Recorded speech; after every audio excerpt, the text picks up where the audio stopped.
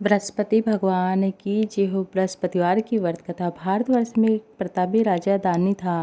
वह नित्य गरीब ब्राह्मणों की सहायता करता था। वह बात उस रानी को अच्छी नहीं लगती थी। ना ही गरीबों को दान देती, ना ही भगवान का पूजन करती थी। राजा को भी ऐसा करने से मना करती थी। एक दिन की बात है, राजा शिकार खेलने वन को चले गए थे। रानी महल में अकेली थी। उसी समय बृहस्पति देव साधु के वेश में राजा के महल में भिक्षा लेने के लिए गए और भिक्षा मांगी तो भिक्षा देने से इनकार कर दिया। रानी ने कहा कि हे साधु महाराज, मैं तो इस दान पुण्य से तंग आ गई हूँ। मेरा पति सारा धन लुटाता रहता है।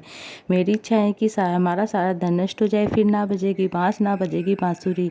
साधु ने कहा, हे देवी, तुम तो बड़ी ही विचित्र हो। धन संतान तो सभी चाहते हैं, पुत्र और लक्ष्मी तो पापी के घर में भी होने चाहिए। यदि तुम्हारे पास अधिक धन है तो भूखों को भोजन दो, प्यासों के लिए प्याऊ बनवाओ, मुसाफिरों के लिए धर्मशालाएं खुलवा दो। निर्धन अपनी कुंवारी कन्या का विवाह नहीं करा सकते तो उनका विवाह करा दो। ऐसे और भी कई काम हैं जिसे करने से तुम्हारा यश लोक परलोक में फैलेगा। रानी पर उपदेश का कोई प्रभाव नहीं पड़ा। कहने लगी, हे साधु महाराज, आप मुझे कुछ मत समझाइए। मैं ऐसा नहीं चाहती हूँ कि वह धन नहीं चाहती हूँ जो हर समय बांटती फिरूं। साधु ने उत्तर दिया कि यदि तुम्हारी ऐसी इच्छा है तो यथास्तु तुम ऐसा करना। बृहस्पतिवार को घर लीपकर पीली मिट्टी से अपना सिर धोना, स्नान करना और भट्टी चढ़ाकर कपड़े धोना। राजा से भी कहना कि वह हजामत बनवाए, भोजन में मांस मदिरा खाना। ऐसा करने से तुम्हारा सारा धन नष्ट हो जाएगा, फिर न बाजेगी। इस तरह से तुम्हारा सारा धन नष्ट हो जाएगा। इन साधु के कहे अनुसार रानी को केवल 3 बृहस्पतिवार बीते थे। उनकी समस्त धन संपत्ति नष्ट हो गई। अब भोजन के लिए भी राजा परिवार तरसने लगा। एक दिन राजा ने रानी से कहा, हे रानी, हम यहीं पर नहीं रह सकते। हम दूसरे देश जा रहे थे क्योंकि यहाँ पर सभी लोग मुझे जानते, इसलिए कोई कार्य भी नहीं कर सकता। ऐसा कहकर राजा प्रदेश चला जाता है। जंगल से लकड़ी काट कर लाता, शहर में बेचता। इस तरह वह अपना जीवन व्यतीत करने लगता है। उधर राजा प्रदेश जाते ही रानी और दासी दुखी रहने लगी। एक बार जब रानी और दासी को 7 दिन तक बिना भोजन करे रहना पड़ा तो रानी ने अपनी दासी से कहा, हे दासी, पास ही नगर में मेरी बहन रहती है, बड़ी धनवान है, तो उसके पास जा कुछ लेकर आ जा ताकि समय गुजारा हो जाएगा। दासी रानी की बहन के पास गई। उस समय गुरुवार का दिन था। रानी की बहन उस समय बृहस्पतिवार की व्रत कथा सुन रही थी। दासी ने रानी की बहन को अपनी दासी रानी का संदेश दिया, लेकिन रानी की बहन ने कोई उत्तर नहीं दिया। जब दासी को रानी की बहन से कोई उत्तर नहीं मिला तो वह बहुत दुखी हुई, से क्रोध भी आया। दासी ने वापस आकर रानी को सारी बात बता दी। सुनकर रानी ने अपने भाग्य को गुस्सा कहा। उधर रानी की बड़ी बहन ने सोचा कि मेरी बहन की दासी आई थी, परंतु मैं उससे कुछ नहीं बोल पाई, इससे बहुत दुखी हुई होगी। कथा सुनकर पूजन समाप्त करके वह अपनी बहन के घर आ जाती हैं। कहने लगती है, बहन, मैं बृहस्पतिवार का व्रत कर रही थी, कथा सुन रही थी, तुम्हारी दासी मेरे घर गई थी, परंतु जब तक कथा होती है तब तक न उठते न बोलते, इसलिए नहीं बोली। कहो दासी, क्यों गई थी? तब रानी ने कहा, बहन, मैं तुमसे क्या छुपाऊं? तुमसे कुछ छिपा तो है नहीं। हमारे घर में खाने के लिए कुछ नहीं था।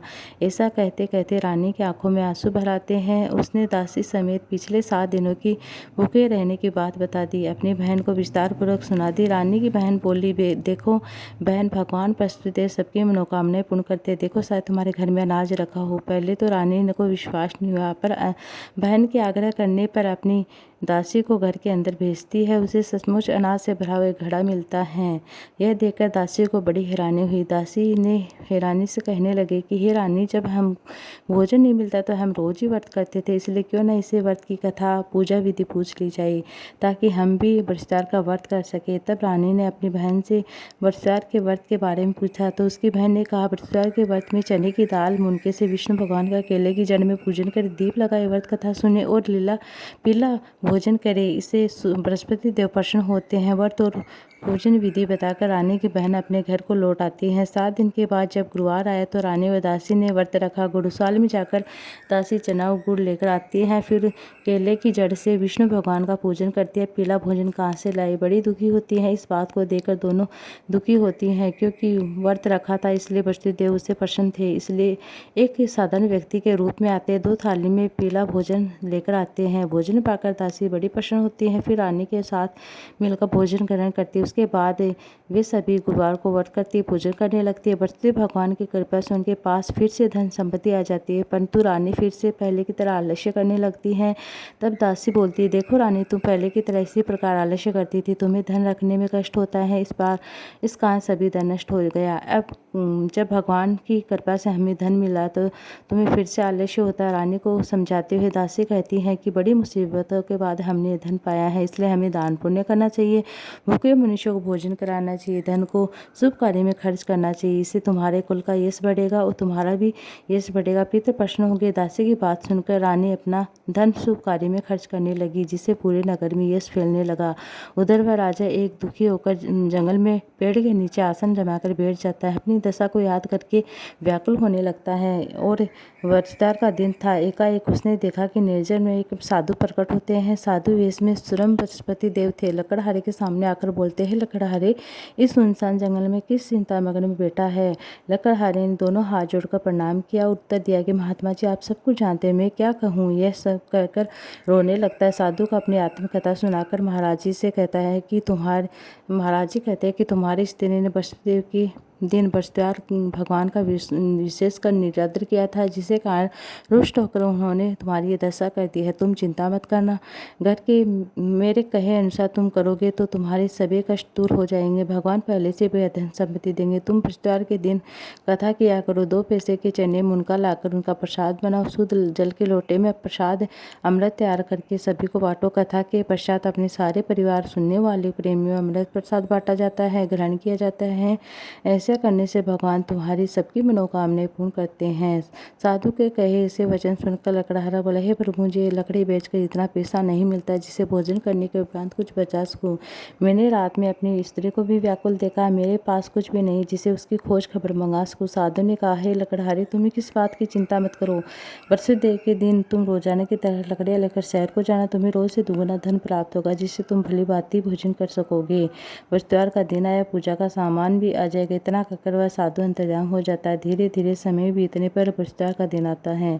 लकड़हारा जंगल से लकड़ी काटकर किसी शहर में बेचने जाता है, उसे रोज से दुगुना धन अधिक प्राप्त होता है। राजा ने चना गुड़ आदि लाकर गुरुवार का व्रत किया। उस दिन से उसे सभी क्लेश दूर हो जाते, परंतु जब दोबारा गुरुवार आता तो वह व्रत करना भूल जाता है। इस कारण बृहस्पति देव नाराज हो गए। उस समय नगर के राजा ने विशाल यज्ञ का आयोजन किया था। शहर में यह घोषणा करा दी, कोई भी मनुष्य अपने घर भोजन न बनाए, आग न जलाए, समस्त मेरे यहाँ भोजन करने आए। इस आज्ञा को जो न मानेगा उसे फांसी की सजा दी जाए। इस तरह की घोषणा संपूर्ण नगर में करवा दी गई। राजा की आज्ञा अनुसार शहर के सभी लोग भोजन करने गए, लेकिन लकड़हारा कुछ देर से पहुंचा, इसलिए राजा उसको अपने साथ घर ले जाते हैं। ले जाकर भोजन करा रहे होते हैं तो रानी की दृष्टि उस कुटी पर पड़ती है जिससे उसका हार लटका हुआ था। कुटी पर वह हार दिखाई नहीं देता है तो बड़ी हैरानी होती है। उसी समय मनुष्य ने रानी को सोचती है कि मेरा हार इसी मनुष्य ने चुराया है। उसी समय सिपाही को बुलाकर उसे कारागार में डलवा देती हैं। जब लकड़हारा कारागार में पड़ जाता है तो बहुत दुखी होता है। विचार करने लगता है कि न जाने कौन से पूर्व जन्म के कर्म से मुझे दुख प्राप्त था। उसी साधु को याद करने लगता है जो जंगल में मिला था।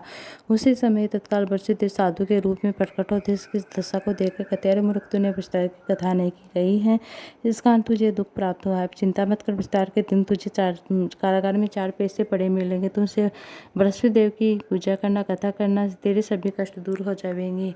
इस तरह से जब बृहस्पति का दिन आया तो उसे कारागार में के बंधन पर 4 पैसे पड़े मिले। उसने बृहस्पति की व्रत कथा पूजा कही और उसी रात को बृहस्पति देव ने उस नगर के राजा को स्वप्न में कहा, हे राजा, जिस आदमी को तुमने कारागार में बंद कर रखा है वह निर्दोष है, वह राजा, उसे छोड़ देना। तेरी हराने का हार उसी कुटी पर लटका हुआ है। अगर तू ऐसा नहीं करेगा तो मैं तेरे राज्य को नष्ट कर दूंगा। इस तरह रात के स्वप्न को देखकर राजा प्रातःकाल उठता है। कुटी पर हार लटका हुआ देखकर राजा लकड़हारे को बुलाकर क्षमा आदि मांगता है और उसे सुंदर आभूषण देखकर उसे विदा कर देता है। और इस तरह से लकड़हारा अपने नगर को चल दिया। राजा जब अपने नगर के निकट पहुंचा तो बड़ा आश्चर्य हुआ। नगर में पहले से अधिक बाग, तालाब, कुएं, धर्मशाले बने हुए थे। राजा ने पूछा कि किसके बाग, धर्मशाले, तालाब, कुएं हैं? तब सबने कहा कि रानी और बांदी के हैं। राजा को आश्चर्य हुआ, गुस्सा भी आया। तब रानी ने ये खबर सुनी कि राजा आ रहे तो बांदी से कहने लगी, दासी देख, हमें राजा कितनी बुरी हालत में छोड़कर गए थे, कहीं हमारी इसी हालत देखकर कहीं लौट न जाए, इसलिए तू दरवाजे पर खड़ी हो जा। आज्ञा। रानी की आज्ञा अनुसार दासी दरवाजे पर खड़ी हो गई। राजा आए तो तू उसे साथ ले आना। इस तरह से दासी दरवाजे खड़ी हो जाती है। जब राजा आते हैं तलवार निकाल पूछते हैं कि तुम्हें यह धन कैसे प्राप्त होता है? तब वह कहते हैं कि हमें यह बृहस्पति के व्रत के प्रभाव से प्राप्त होता है। अब राजा ने निश्चय किया कि 7 रोज बाद तो सभी विस्तार का व्रत करते हैं, कथा सुनते हैं, पूजन करते हैं, परंतु मैं प्रतिदिन में 3 बार कहानी कहा करूँगा, रोज व्रत किया करूँगा। अब हर समय राजा के दुपट्टे में चने की दाल बंधी रहती, दिन में 3 बार कहानी कहता है। एक रोज राजा ने विचार किया कि चलो अपनी बहन के यहाँ आते हैं। अपनी बहन के यहाँ को चलने लगा तो मार्ग में उसने देखा कि कुछ आदमी एक मूर्ति को ले जा रहे हैं। उन्होंने कहा कि अरे भाई, मेरे विस्तार की व्रत कथा सुन लो। तो उसने कहा कि लो, हमारा तो आदमी मर गया, इसको अपनी कथा की पड़ी है। परंतु कुछ आदमी बोले, हम तुम्हारी कथा भी सुन लेंगे, तुम चलते चलते अपनी कथा कह देना। राजा ने दाल निकाली, जब कथा दी तो मुर्दा हिलने लगा। जब कथा समाप्त हुई तो मुर्दा राम राम करके मनुष्य खड़ा हो जाता है। आगे मार्ग में उसने किसान खेत में हल चलाता मिलता है। राजा ने उसे देखा, उसे बोला, अरे भाई, मेरे विस्तार की कथा सुन ले। उसने बोला कि अरे तो बोला कि जब मैं तेरी कथा सुना तब तो 4 हेड़िया जोत लूँगा, अपनी कथा किसी और को सुनाना। इस तरह राजा आगे चलने लगता है। राजा के हरते बेल पछाड़ कर गिर जाता है। उस किसान के पेट में बड़ी जोर से दर्द होने लगता है। उसी समय उसकी माँ रोटी लेकर आती है। जब उसने यह देखा तो बड़े अपने पुत्र से सब हाल पूछा। बेटे ने सभी हाल कह सुनाया। बुढ़िया दौड़ी दौड़ी घुड़सवार के पास गई और कहने लगी, मैं तुम्हारी कथा सुनने के लिए तैयार हूँ, तुम अपनी कथा मेरे खेत पर चलकर कहना। राजा ने बुढ़िया के खेत पर जाकर कथा कही, जिसे सुनकर उसका बेटा ठीक हो जाता है और बेल भी ठीक हो जाता है, खड़ा हो जाता है। दूसरे रोज प्रातःकाल राजा जग रहा तो देख रहा कि सब लोग भोजन कर रहे हैं। राजा ने कहा कि बहन, ऐसा कोई मनुष्य जिसने भोजन नहीं किया हो, मेरी विस्तार की कथा सुन ले। बहन बोली, हे भैया, यह देश ऐसा, पहले यहाँ भोजन करते, बाद में अन्य कार्य करते हैं, अगर कोई पड़ोस में हो तो देख आती हूँ। ऐसा कहकर राजा की बहन पड़ोस में देखने चली जाती है। उसे कोई भी ऐसा व्यक्ति नहीं मिलता है जिसे भोजन नहीं किया। अंत में एक कुम्हार के घर जाती है। उसे पता चलता है कि उसे 3 रोज से किसी ने भोजन नहीं किया है, क्योंकि उस समय कुम्हार का लड़का बीमार होता है। अब तो राजा की प्रशंसा होने लगी। जब वह जाकर राजा कुमार के घर जाकर विस्तार की व्रत कथा सुनाता है तो वह ठीक हो जाता है। राजा की प्रशंसा होने लगी। राजा ने अपनी बहन से कहा, हे बहन, अपने घर को जाएंगे, तुम भी तैयार हो जाओ। राजा की बहन ने अपनी सास से कहा कि सास ने कहा कि चली जाना, पर तो अपने लड़कों को मत ले जाना, क्योंकि तेरे भाई की कोई संतान नहीं है। बहन ने अपने भाई से कहा कि हे भैया, मैं तो चलूँगी, परंतु बालक नहीं जाएंगे। राजा बोला, जब कोई बालक नहीं जाएगा तब तो क्या करेगी? बहन की ये सब बातें सुनकर राजा कहता है कि ठीक है, हमारा। अब अपने घर को आ जाता है राजा रानी से कहता है कि हम निर्वंशी राजा, हमारा मुँह देखने का धर्म नहीं है, कुछ भोजन आदि नहीं करता है। और रानी बोलती है, प्रभु वृषदेव ने हमें सब कुछ दिया है तो हमें संतान भी अवश्य देंगे। इस तरह से वृषदेव ने राजा को स्वप्न में कहा, हे राजा, सभी सोच त्याग दे, तेरी रानी गर्भवती है, उसे 9वें महीने से सुंदर पुत्र प्राप्त हुआ। तब राजा बोला, हे रानी, स्त्री बिना भोजन करे रह सकती, बिना कहीं नहीं रह सकती। जब मेरी बहन आए तो तू उसे कुछ कहना मत। इस प्रकार रानी ने सुनकर हाँ कर दिया। जब राजा की बहन ने यह शुभ समाचार सुना तो बहुत बधाइयाँ लेकर अपने भाई के घर आती हैं और कहती हैं, तो रानी कहती है, गधा चढ़कर तो नहीं है, घोड़ा चढ़कर तो नहीं है, गधा चढ़ी आई हैं। वह बोली, भाभी, मैं इस प्रकार न कहती तो तुम्हें संतान कैसे मिलती? बचते ऐसे जिसके मन में जो कामना होती सबकी पूर्ण करते सद्भावना से। बोली, बचते भगवान की जो सद्भावना से व्रत कथा करता है, पढ़ता, सुनता है, दूसरों को सुनाता, बचते सबकी मनोकामनाएं पूर्ण करते, बचते भगवान की जो, बचते महाराज की जो। इस तरह से ये थी ब्रजदार की व्रत कथा। अब सुनते हैं ब्रजदार की अन्य कथा, दूसरी कथा। जो इस प्रकार है। प्राचीन समय में एक ब्राह्मण रहता था, बहुत ही निर्धन था, उसकी कोई संतान नहीं थी। उसकी पत्नी बहुत ही मलिनता के साथ रहती थी, ना स्नान करती, ना किसी देवता का पूजन करती थी। ब्राह्मण देवता बड़े दुखी रहते थे। वे अपनी पत्नी को बहुत कुछ समझाते, किंतु उसका परिणाम नहीं निकलता। भगवान की कृपा से ब्राह्मण की पत्नी ने कन्या रूपी रतन पैदा हुआ। कन्या बड़ी होने लगी। बड़े होते होते पूजा पाठ करती, विष्णु भगवान का पूजा करती, पाठ करती, व्रत कथा सुनती सुनाती। इस तरह से वह स्कूल जाती, अपने घर में अपने मुट्ठी में जो भर ले जाती, पाठशाला में मार्ग में डाल जाती। जब वे जो श्रवण के हो जाते तो उन्हें लौटते समय, घर आते समय बीन कर ले आती। एक दिन वह कन्या सोने की सूप में जो साफ करी थी, फटकार रही थी, तो उसके पिता ने देख लिया। कहा, बेटी सोने के दाने साफ करने सोने का सूप होना चाहिए। दूसरे दिन वृश्चिक का दिन था और दूसरे दिन उसने व्रत रखा और भगवान से प्रार्थना की, मुझे सोने का सूप दे दो। प्रार्थना भगवान ने स्वीकार कर ली। हर दिन की तरह वह कन्या जो फैलाती हुई स्कूल जाती हैं, लौटते समय वह आती हैं तो उसे वास्ते में सोने का सूप मिल जाता है। लेकर घर आ जाती है। सोने के सूप में वह जो साफ कर रही थी, तो इस तरह से वहाँ के राजकुमार वहाँ से होकर निकलता है। उसी के रूप और कार्य को देखकर वह मोहित हो जाता है। अपने घर आकर भोजन जल त्यागकर उदास होकर लेट जाता है। राजा को जब इस बात का पता चला तो अपने प्रधानमंत्री के साथ उसके पास जाते हैं। बेटे से कहते हैं, हे बेटा, तुम्हें किस बात का कष्ट है? किसी ने तुम्हारा अपमान किया है या अन्य कोई और कार्य है?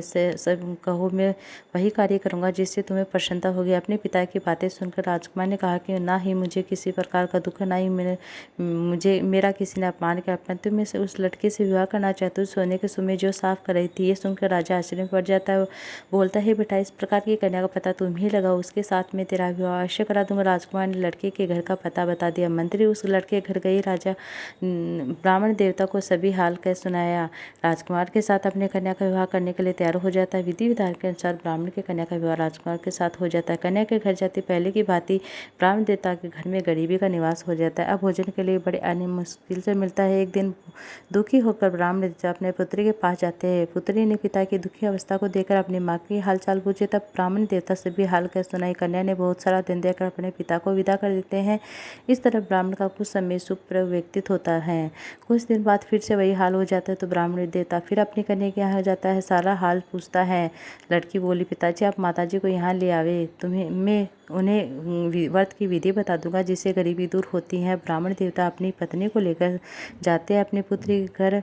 तब बेटी अपनी माँ को समझाने लगती, माँ, तुम प्रातः काल स्नान आदि करके विष्णु भगवान का पूजन किया करो, सब दरिद्रता दूर हो जाती है। उसकी माँ ने एक भी बात नहीं मानी। वह प्रातः उठकर अपने पुत्री के बच्चों का जूठन खा लेती, जिससे उसकी पुत्री को बड़ा ही गुस्सा आता है। एक रात उसे कोठरी में बंद कर देती, सारा सामान निकाल कर और दूसरे दिन स्नान कराती हैं। इस तरह से उसकी बुद्धि ठीक हो जाती है। अब तो प्रत्येक बरसदार को व्रत करने लगती है, पूजा पाठ करने लगती है। व्रत के प्रभाव से उसके माता पिता बहुत ही धनवान पुत्रवान हो जाते हैं। बस्ती देव की कृपा से इस लोक को भोगकर वह अंत में ईश्वर को प्राप्त होते हैं। प्रेम से बोले, बस्ती भगवान की जय, विष्णु भगवान की जय हो, सत्यनारायण भगवान की जय हो, बस्ती महाराज की जय हो। ओम जय बृहस्पति देवा, स्वामी जय बृहस्पति देवा, छिनि छिनि भोग लगाऊं कदली फल मेवा। ओम जय बृहस्पति देवा, तुम पूर्ण परमात्मा, तुम अंतर्यामी, स्वामी तुम अंतर्यामी, जगत पिता जगदीश्वर तुम सबके स्वामी। ओम जय बृहस्पति देवा, चरणामत निज निर्मल, सब पातक हरता, स्वामी सब पातक हरता, सकल मनोरथ दायक, कृपा करो भरता। ओम जय बृहस्पति देवा, तन मन धन अर्पण कर जो जन शरण पड़े, प्रभु जो जन शरण पड़े, प्रभु प्रकट तब होकर आकर द्वार खड़े। ओम जय बृहस्पति देवा, दीन दयाल दयानिधि, भक्तन हितकारी, स्वामी भक्तन हितकारी, पाप दोष सब हरता, भव बंधन हारी। ओम जय बृहस्पति देवा, ओम जय बृहस्पति देवा, स्वामी जय बृहस्पति देवा, सकल मनोरथ दायक, सब संशय तारो। ओम जय बृहस्पति देवा, विषय विकार मिटाओ, संतन सुखकारी, स्वामी संतन सुखकारी। ओम जय बृहस्पति देवा, ओम जय बृहस्पति देवा, स्वामी ओम जय बृहस्पति देवा, जो कोई आरती तेरी प्रेम सहित गावे। ओम जय बृहस्पति देवा, ज्येष्ठ आनंद आनंद कर सो निश्चय पावे, स्वामी सो निश्चय पावे। ओम जय बृहस्पति देवा, बोले विष्णु भगवान की जय, विष्णु महाराज की जय हो।